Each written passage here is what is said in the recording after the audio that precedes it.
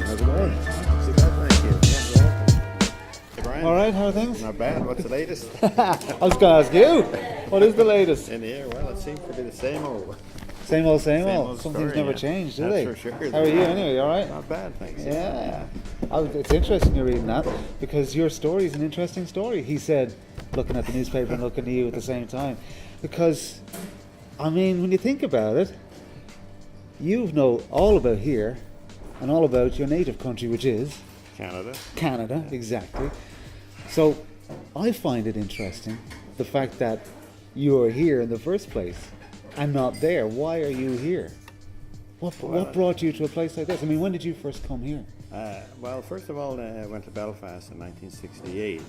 All right.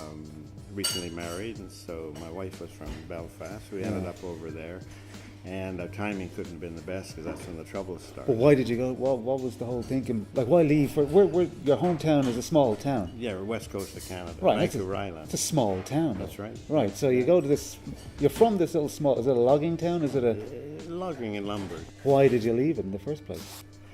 Well, just I think I had a desire to travel. Oh, yeah. So I Yeah. ended up, I went to Australia, went to England. And, Wow. Yeah, and had some experiences on the way. So A was lot it of just fun. for travel? And then Just you for travel, and then you got that's it. stuck. You got stuck in the one spot. Ended up in England, yeah. I was In England. England for 4 years, and then back to Canada, and Okay. in Canada for 2 years, and then back into Belfast, actually. Right. So you did what most people probably do nowadays. They call it backpacking now, wouldn't they? Where they go That's off. right, yeah, Yeah. yeah. Except you never went back. No, I was probably one of the few Canadians that stayed here for quite some time. That's what I'm thinking. Yeah. And you were in a hot spot at a hot time. Yeah, we're in Belfast, and as I say, we got there in 1968, so that's about the same time. A little later than that, the trouble broke out in '69. Yeah. So for a Canadian, it was a very unusual experience, actually. Yeah. Something that I couldn't relate to personally. I didn't see the rationale and why people from the same country had these historical squabbles. It made no sense to me. I mean, where I came from on Vancouver Island, we had every nationality that you could name practically, and so you got used to dealing with different nationalities, No big deal. and that was normal to us. So to come to the north and see that break out, actually sad in a way. I often wonder because Vancouver Island is roughly Ireland size. Roughly. Oh, give or take. probably, yeah. Yeah. Probably. So yes, yeah. was it a bit unusual thinking even a little place the size of here could have so much conflict? Because pretty much the same size of an island. Oh, totally alien. But I mean, it's obviously historical. At that time, there was there was burnings going on, and shootings and bombings, and And you're from this little lumber town on the west coast. yeah, of Vancouver. and indirectly, you in a way you get used to it. It sounds strange, but that was the case, But you also are very nervous a lot of the time. Yeah. And I can recall leaving there to come down south, and when you got down south, it was like a load was lifted off your shoulders. So you didn't even appreciate the tenseness of the situation while you were living there. Well, you never do when you're in that moment, do you? I suppose. No, and But you raised a family there then. that's right. Yeah. And I think I was probably one of the few Canadians that had that experience. I can't imagine if there were you too will. many Canadians in Belfast in 1968 and early I 70s. actually don't recall meeting another one. And, Have you been there since you came back? I was there. I had a daughter that got married up there, but that was only about 4 years ago. So that's kind of the first time. And did that you I've notice gone back anything? there. Did you look out for anything? Was there any difference, or was it the same? Or? Well, when we traveled to the wedding location, you would go through the different areas that stood out as either loyalist or Republican. They're Catholic still or there, right? Protestant. They're still there, yeah. And I don't know if that'll ever change.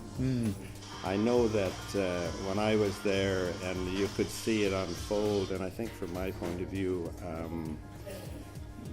I remember the initial civil rights marches starting, and I think that they were getting a lot of world opinion sympathy at that time. Yeah. And as it developed more, and there was more, if you want, clashes with army, etc. Yeah. I think world opinion started to change. Well, at that stage. what did your friends and relatives think of you being there? Well, I don't think they understood it. No. Frankly, No. But when you're married with a family, I mean, you make certain choices, and you sort of stick with them Yeah. at least as much as you can. Because let's face it, they're a bit mad up there. It's an interesting place. There's personalities, a sense of humour. You really have to get it to get it. I mean, it's very in your face, right? Northern Ireland. It is.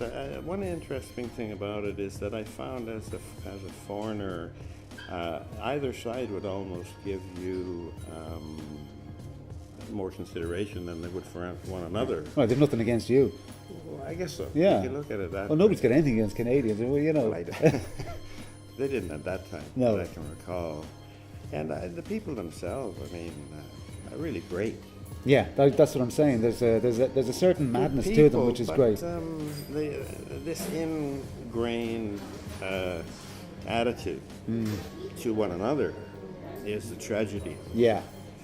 You stayed in Ireland then for quite a while. Yeah, we were in the north of Ireland for about 3.5 years. Yeah. And then down in south of Ireland, Dublin, for an additional probably 20. You see, that's a good chunk of time, isn't it? Yeah, Oh, yeah. for sure. Yeah. Yeah. I could speak the language. You can speak Forgot English that. like an Irish person. Yeah, I did it What one do you time. give us an Irish expression? And go on, give us one. Top of the Not morning. at top of the morning. Not at top of the morning. So you're this Canadian man. You travel the world. You've been in the UK. You've been in England. You come to Belfast. You stay there for a while. You go back down south to here, to Dublin, where we are, and then 20 years, whatever later, you go back to Canada. That's right. Yeah. Was that a culture shock, going back home after 20 years, nearly a quarter of a century out of the country? I think so. You kind of adjust fairly quickly to what you knew or what Yeah. I know. So I didn't find that quite as much. I found it much more to come here. To this Originally. side of it. Oh, for sure. Okay. Yeah. I mean, I recall us initially when we went to England, and I see similarities in England and Ireland. Yeah. Like the buildings and The weather. The weather, yes. But I know we came into Southampton and we took the train to, I think it was Paddington Station, could have been Victoria. And you can imagine we came from a town of 350 people in Yeah. the middle of nowhere, where you couldn't get in by, you had to fly in or go by boat. You couldn't There was drive no in. road into Okay. it. And then we get off in Paddington Station, and the people, this was about 9 o'clock in the morning, and they were unloading the trains for the Monday morning work in London. In central London, yeah. We couldn't believe the people coming off the train. You were literally Thousands off of the boat. thousands. Well, we were off the boat for Literally just we- off the boat. We just sat on our cases, mesmerized Did you? by the vast And did you number of think people. then, what the hell, what am I going to do? Well, we were going to go to Europe, so we kind of had our plans. but we okay, didn't- okay. Yeah, we Yeah. took a few days in London and then moved on to Europe. Yeah. What would be your work life in Canada when you were there? Well, we worked basically in sawmill. It was what they call a sawmill town, and That's literally sawing trees, Oh yeah, chopping trees, sawing them. yeah, Okay. falling in the big trees, the timber. Yeah. And And these are big trees, yeah, not like Irish trees. They'd be huge. Yeah, yeah. At them time. I mean, they've reduced the forest quite a bit over there, but you would have had a foot that was 8 feet across, a tree that was 8 feet across. So you were dealing with a big tree. Yeah. But then I ended up, I was what we called longshoring. Longshoring, yeah. And We were what was that? loading, on the waterfront, Okay. loading ships with the timber, and they were sending it, all over the world at that time. But I think the difference between now and then is that everything was physical, and we would, you'd go down the hold, the ship, and the whistle would blow at 7:30, and then you were unloading timber into the bottom of the ship physically, huge pieces of lumber, and you would do that all day. You'd have a 10-minute break. So you're lifting For sure. basically trees. Well, planks. Yeah, Or timber, okay. yeah, and they would be 3 feet by 40 feet. And can everybody do that? No, I mean you had to be physically fit. And I know that people would come down the hold and maybe last 2 or 3 hours, and they'd have to go back up. Is anybody never able for that job? Oh, quite a few. Yeah. Oh, And what do they do then?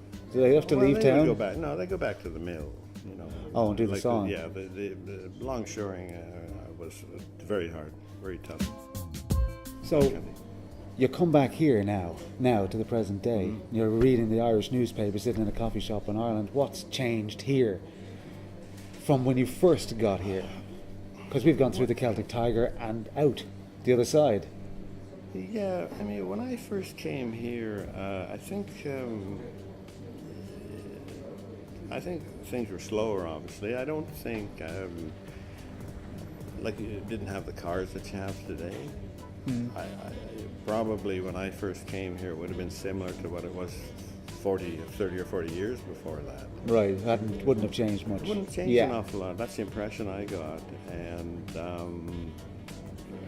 I don't know, you've had a complete turnaround with the, as you say, the Celtic Tiger. It's been and gone, yeah. Come and gone. Yeah. So I know that you would never have a pub closed down in those days. Have you been in a pub since you got here? Oh, I have. Yeah, you got in pretty easily, I'm sure. Yeah. Yeah, you're right, that's true, isn't it? Yeah, no, they're just not. I mean, I know we were in Dublin at lunchtime there about a week ago, and I was surprised that just aren't the numbers in the bars anymore. Yeah.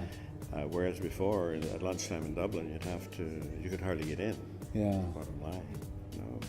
So yeah, there's been some fair changes and a lot of adjustments. Have for the people changed, you think? You've got a more mix, an ethnic. That's true. Mix, That's very true. Which That would have been completely different. well, yeah. I mean, when I was here, I was one of the few, I think, that came here. As You an would have been. immigrant, You would have didn't been. want to, Yeah. and people were really leaving Ireland. Someone's coming into Ireland? What's that all about? I remember there's a story, a Russian guy got off. Aeroflot used to have a base in Shannon. Yeah. And a Russian guy got off the plane in Shannon looking for a political asylum. This is in the dark days of the early 80s. Spent 2 days and said, it's okay. And he went back to Moscow. He had enough. He didn't want to stay. He wanted to go back there. He left originally. He said, no, it's okay, I'll go back. That's what it was like. And that was the classic story of the time. So someone coming here was kind of, what? So when do you go back? Tomorrow. Tomorrow is your last day. Will you be back here again, do you think? I hope so. You? Okay. That's good enough, isn't it? It's 2 homes, really, isn't it? Well, for sure. Yeah. I mean, I relate to the Irish. Hopefully, they relate to me. I haven't understood a word you said. What's going on here? Okay, I gotta go. Okay. Good to Brian, see you. Nice to see you And again. you. And you. Take it easy. Okay. Bye.